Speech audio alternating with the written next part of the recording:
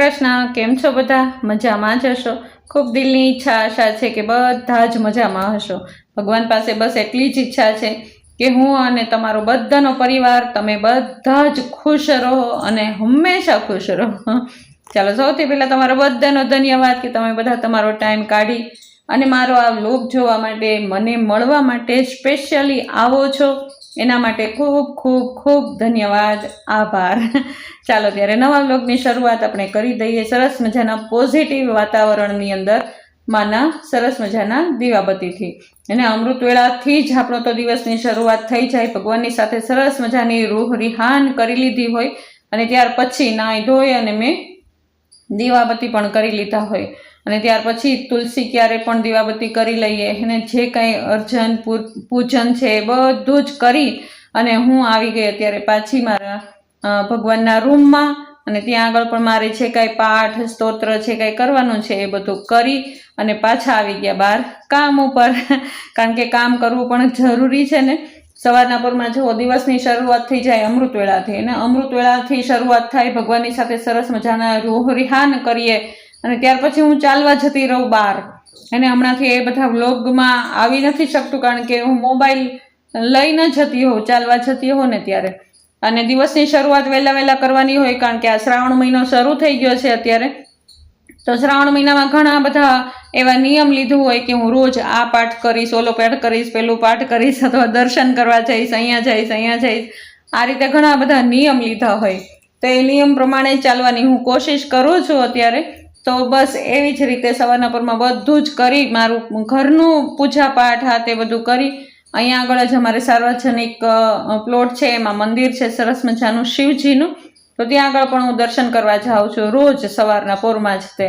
અને આવીને પછી બધું જ ઘરનું કામ કરવાનું હોય. અને દિવસની શરૂઆત તો બસ સરસ મજાની પોઝિટિવિટીથી થઈ જાય. તો આવા સમયે દિશાએ પણ નાસ્તા પાણી કરી લીધા છે, બનાવી લીધા છે. અને જો કિચન પણ એકદમ મસ્ત સાફ થઈ ગયું અને દિશા પણ અત્યારે ફ્રી થઈ ગઈ છે. અને હું આવા સમયે બહારનો કચરો વાળું છું. અને ચાલો ત્યારે એ સમયે તે દિશાએ નાસ્તામાં શું બનાવ્યું છે એ પણ આપણે જોઈ લઈએ. તો બહારની ખાજલી લઈ આવ્યા હતા છોકરાઓ, એ લોકોને ભાવે બહારનો થોડો ઘણો નાસ્તો હોય. અને રોટલી તળી નાખી છે, એટલે બટકા તળ્યા છે, મસાલાવાળા છે, ચા છે અને મારા માટે ફ્રૂટ છે, વેફર છે. કારણ કે હું પણ શ્રાવણ માસ રહું છું એટલા માટે મારા માટે પણ દિશાએ થાળી સજાવી છે સરસ મજાની. ચાલો અમે બધા જ નાસ્તો કરવા માટે થઈને બેસી ગયા. સૌથી પહેલાં તો છોકરાઓને બહુ મોડું થતું હતું ને એટલા માટે છોકરાઓએ સૌથી પહેલાં નાસ્તો કરી લીધો અને એ લોકો જતા રહ્યા કારણ કે એ લોકોને દૂર જવાનું હતું એટલા માટે થઈને. અને આ વ્લોગ છે રક્ષાબંધન પહેલાંનો. મેં તમને રક્ષાબંધનનો પહેલાં વ્લોગ આપી દીધો કારણ કે એ સમય ત્યારે રક્ષાબંધનનો હતો. અને જો રક્ષાબંધનનો વ્લોગ મોડો આપો ને એ બરાબર ન કહેવાય ને તહેવારનો. તો આ વ્લોગ છે એ રક્ષાબંધન પહેલાંના દિવસનો છે. તો એ સ્વીકારી લેજો મારા માટે કારણ કે હમણાં કેટલા દિવસથી વ્લોગ આવતા નહોતા. બનાવી તો લેતી હતી પણ એડિટ નહોતા થતા. હે ને, એડિટ કરવામાં ઘણી બધી વાર લાગે. એટલા માટે થઈને આ શ્રાવણ મહિનો ચાલે છે ને, તો એમાં સત્સંગ ને આ તે ઘણું બધું માનસિક રીતે બધું વિચાર્યું હોય કે આ કરીશ એમાં ટાઈમ બધો જતો રહેતો હતો. અને મને ખબર હતી કે મારે તમારા માટે વિડીયો બનાવવાનો છે, પણ એવું થાય કે પછી બનાવી લઈશ. પણ મનની અંદર એ ધાર્યું હોય ને કે મારે આ સ્તોત્ર પાક્કા કરવાના છે. આમાં ભક્તિભાવ ટૂંકમાં વધી ગયું હતું. એને તો હજી પણ થોડાક દિવસો બાકી છે. મારી ઈચ્છા એવી છે કે આ મહિનો હું ભરપૂર ભક્તિ કરું અને માનસિક રીતે પણ આગળ વધું. અને તમે લોકો પણ દુઆ કરજો કે હું માનસિક રીતે આગળ વધું, મારી મનના જેટલા પ્રશ્ન છે એ બધા જ હલ થાય. અને આ મહિનાની અંદર તમારા બધાના સ્વપ્ન છે, જે કંઈ જોયા હોય તમે, એ બધા જ સફળ થાય. બસ એવી જ મારી ઈચ્છા છે, પ્રભુને પ્રાર્થના છે. અને તો જો તમારા બધાનું સારું થશે તો મારું પણ થશે ને, કારણ કે તમે લોકો મને દુઆઓ આપશો.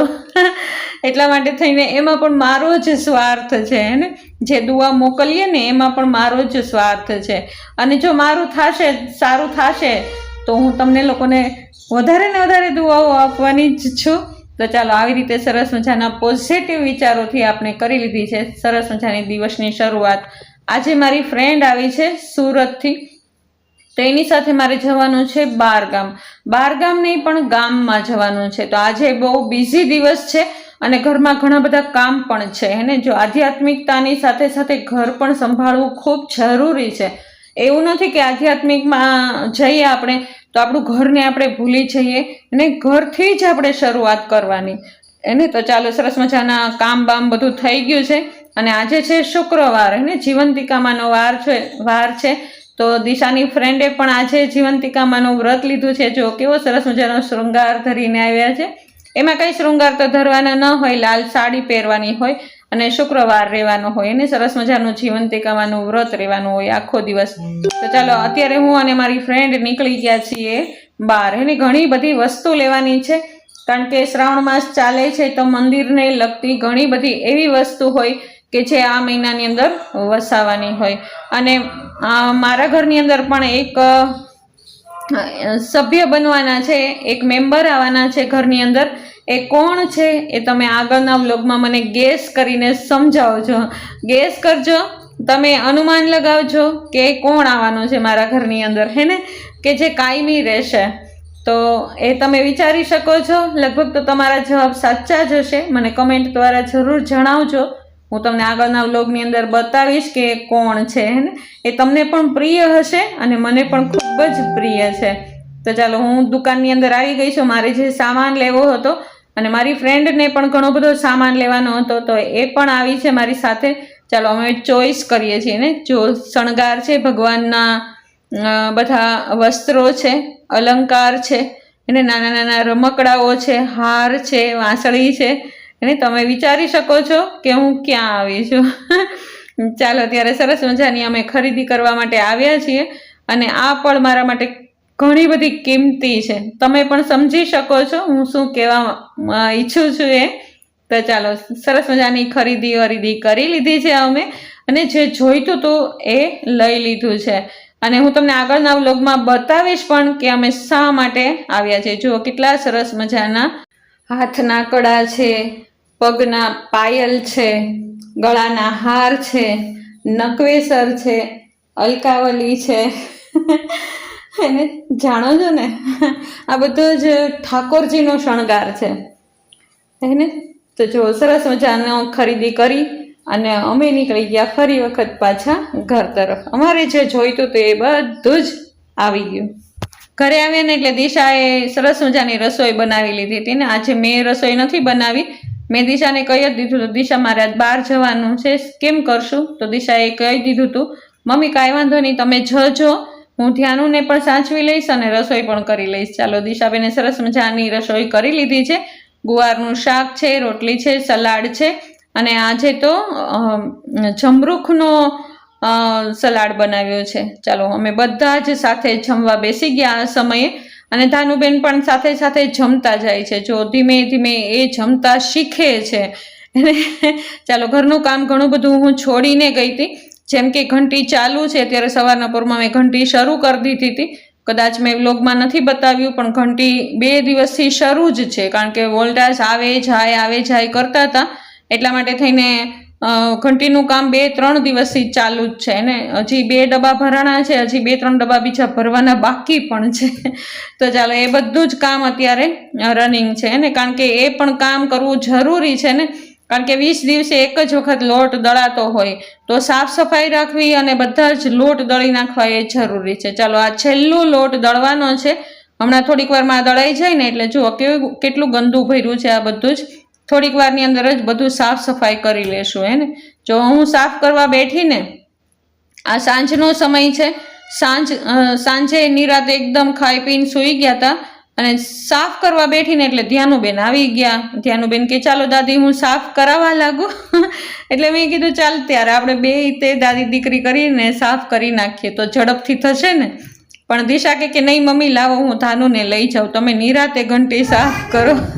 તો ચાલો, દિશા ધાનુને લઈને જતી રહી છે અત્યારે બહાર. તો ચાલો, હું સ્પીડથી હમણાં જ ફટાફટ ઘંટી સાફ કરી નાખું. એને કારણ કે જો સહેજ મસ્તો લોટ પણ રહી જાય ને તો જીવાત થઈ જાય. જ્યારે આપણે પછી પાછી ફરી વખત દળવા માટે ઘંટી ખોલીએ ને એટલે ગંદી ભરી હોય ને જો સાફ કરી કારવી અને પછી એકદમ ખુલ્લી પણ રાખવી પડે કારણ કે ગરમ ઘંટી હોય ને તો એને ઠંડી થવા દેવી પડે હે ને. જો કેટલી સરસ મજાની થઈ ગઈ. એના એક બાથરૂમ છે, બાથરૂમની અંદર મેં ઘંટી રાખી છે. તો જો એકદમ ક્લીન થઈ ગઈ ને સહેજ પણ હે ને લોટની રજ પણ રહી ન જવી જોઈએ અંદર, એ ખાસ ધ્યાન રાખી અને મેં સરસ મજાની ઘંટી કરી નાખી સાફ. અને ચાલો થોડીક વાર માટે થઈને ખુલ્લી રાખશું એકદમ, કારણ કે હજી ગરમ ગરમ છે. એકદમ ઠરી જાય ત્યાર પછી જ એના ઓજાર છે ને, જે એના સ્પેર પાર્ટ છે એ બધા ધોવામાં છે, જેમ કે લોટની ટાંકી ને એની જાળી ને એ બધું હમણાં એ પણ સાફ વાફ કરી અને પછી ત્યાં સુધીમાં તો ઘંટી ઠરી પણ જશે. તો ત્યારે આપણે ઘંટીને પેક કરશું. ત્યાં સુધી એમને એમ ખુલ્લી જ રહેવા દેવાની છે. અત્યારે બંધ કરી દઈએ ને તો અંદર સહેજ પણ કંઈક રહી ગયું હોય ને તો એ જામી જાય ત્યાં ને ત્યાં. ચાલો આ સમય છે સાંજનો. હું અને દિશા નીકળી ગયા છીએ દર્શન કરવા. હે ને આ દર્શન છે શ્રાવણ ભાદરવાના હિંડોળાના દર્શન છે. અને હજી ત્યારે હિંડોળાના દર્શન શરૂ જ હતા. આ ઘણા દિવસ પહેલાંનો વ્લોગ છે. હું તમને દેખાડતા સહેજ લેટ થઈ ગઈ, એના માટે મેં પહેલાં જ તમને સોરી કીધું અને ફરી વખત હું તમને પાછું સોરી કહું છું. પણ હા, મેં જે વ્લોગ બનાવી લીધા છે એ હું જરૂર તમને બતાવીશ ને. કદાચ 1-2 દિવસ લેટ થઈ જશે પણ હું બતાવીશ જરૂર. ચાલો તમે બધા જ દર્શન કરી લ્યો. ચાલો મેં પણ ખૂબ દર્શન કરી અને હું પણ ભરપૂર થઈ ગઈ. જો ગિરિરાજજી છે, યમુના મહારાણી છે, બાલ મુકુંદજી છે, શ્યામ છે, ગોપાલ છે ને બધા જ સ્વરૂપ બિરાજે છે. ચાલો બધા જ હિંડોળાના દર્શન કરી લ્યો. અને એટલા સરસ મજાના એને વાદળ ગરજતા હતા અને મોરલા વાગતા હતા ને એવું મ્યુઝિક મસ્ત એવું વાગતું હતું. ચાલો સરસ મજાના દર્શન થાય છે. તમે લોકો પણ દર્શન કરી લ્યો. ચાલો અત્યારે જ હું આ વ્લોગની પૂર્ણાહુતિ કરું છું. કાલ નવા વ્લોગમાં ફરી વખત મળશું. જો તમને મારો આ વ્લોગ ગમતા હોય તો જરૂરથી લાઇક, શેર અને સબસ્ક્રાઈબ કરી દેજો. જો નવા છો તો જરૂરથી સબસ્ક્રાઈબ કરીને જ જજો. ચાલો કાલ નવા વ્લોગમાં ફરી વખત મળીએ. ચાલો જય શ્રી કૃષ્ણ.